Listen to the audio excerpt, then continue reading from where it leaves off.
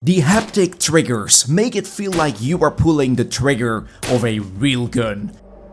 And the general haptic feedback when firing bigger weapons like a shotgun adds to the experience. These features make the most immersive VR survival game even more engaging thanks to its port over to the PlayStation VR 2. Yes, this is Into the Radius. And let's not forget, this game has very positive reviews on Steam, and as the title already says, you are really going into it. Because this VR game pulls you into a very mysterious and dangerous world where survival is absolutely key. And it all starts while you are standing in the main menu, with the strange radius in the background, and here you start your adventure. It sets the tone for the journey that awaits you. But before you start, you can select your difficulty. Easy, normal or hard, and I will tell you, hard is hard. And once ready, you will first go through a very nice tutorial that explains all the basics. So if you are not a seasoned virtual reality gamer, no worries, the game will teach you the fundamentals in a very well-paced approach, including how to manage your inventory, basic weapon handling, moving around and cleaning your guns. Yeah, I mean, it's a survival game. Now, once you are set, you will start the game from your shelter. Raise your hands above your head for identification. This is your home base where you prepare to enter the radius. Here you select your gun, make sure you have enough food in your backpack, and finally select the mission you want to accomplish. There are both main quests and side quests, and at times you have to finish some side quests in order to continue with the main story.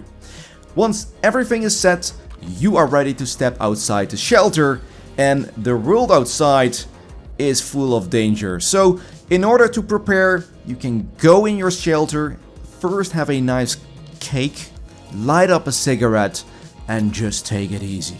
Because the area outside is called the zone. It's filled with different environments like forests, industrial areas, and abandoned towns, and you can explore these areas using your map and compass to navigate. It's an open world, and it is up to you where you want to go. You can climb over obstacles, you can look for shelters, you can find hidden loot, and most importantly, try to stay alive while doing that. The game also features a full day and night cycle, so don't forget to bring your flashlight. And I mean, with the PSVR 2, the darkness that it offers, it's absolutely fantastic at night, although I wouldn't suggest going out at night. You can choose to explore during the day when it's easier to see.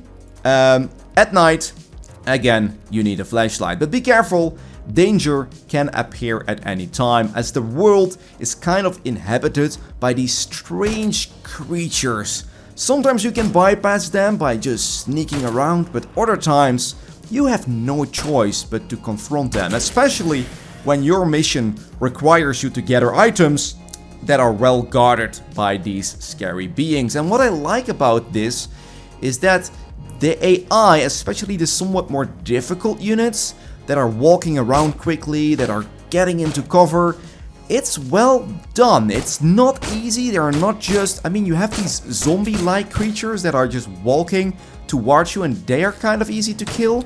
Then there are these kind of more invisible creatures that are very hard to spot. But at times, and I'm not going to spoil too much, you have these police officers as well that are just very quick. They go behind cover. They are really harder to kill, and if you don't pay attention, they will kill you quite fast. The graphics, as you can see here, are quite impressive, with detailed environments that really just draw you in. The sound design is superior. It really adds to the atmosphere. Sometimes, again, you will hear strange whispers or creaking of metal. You can see me? Hear me? And, it doesn't have to be an enemy, but it makes the world feel alive and kind of mysterious. And the world is quite big too. There are different parts of the map to explore. that are all connected with each other. So there is a loading time in between these parts, but the parts itself are quite big.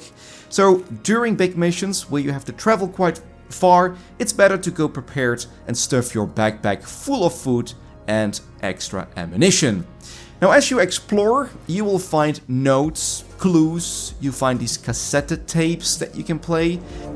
Explorers, this is a friendly reminder from the UNPSC not to attempt to leave the Pechorsk exclusion zone.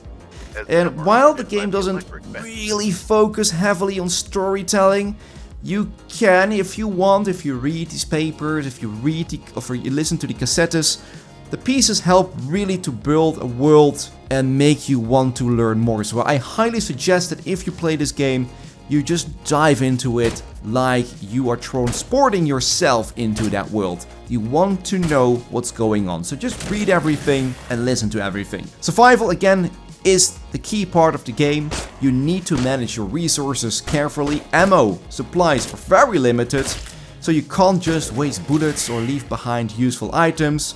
You can, however, buy items from a shop in your shelter, but money again is scarce, so if you want to get money, you will have to find loot that you can sell. Taking care of your weapons is also important. It's not just, you know, I buy a weapon and that's it. I can fire at it with it unlimited.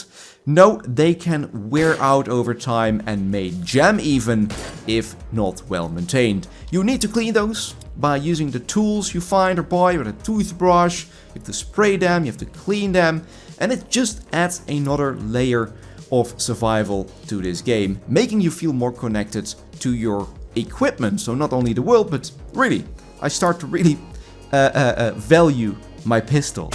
Combat can be very challenging though, but very rewarding. At times, it might be going very quick, especially if you play on the harder difficulty.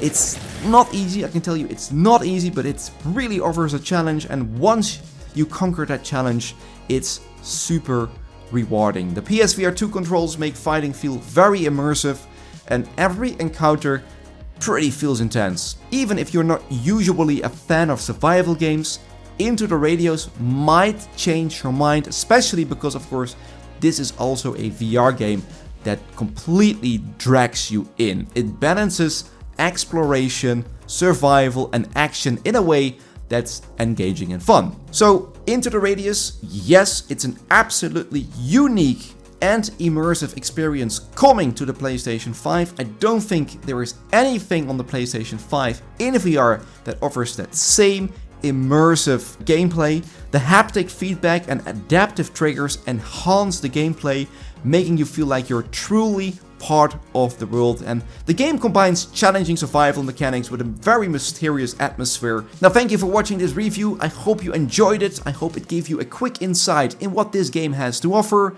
And don't forget that if you want to keep up to date with the latest PSVR 2 updates, then subscribe to this channel. I hope to see you in the next one. Ciao, ciao.